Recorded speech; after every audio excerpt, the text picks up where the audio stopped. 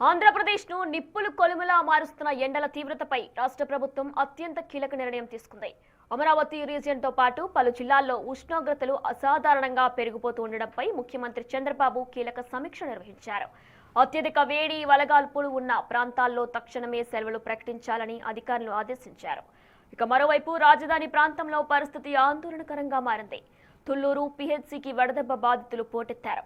ఒక్కరోజే 10 మందికి పైగా చికిత్స కోసం రాగా అక్కడ బెడ్లు సరిపోక ఒకే బెడ్ పై 2 బాధితులకు డాక్టర్లు వైద్యం అందించాల్సిన పరిస్థితి నెలకొంది.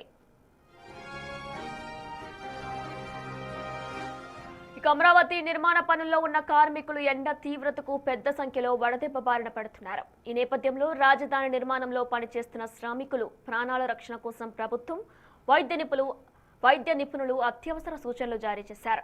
ముఖ్యంగా నిర్మాణ రంగ కార్మికులు మధ్యాహ్నం 11 గంటల నుండి సాయంత్రం 4 గంటల వరకు బహిరంగ ప్రదేశాల్లో పనులకు దూరంగా ఉండాలని స్పష్టం చేశారు.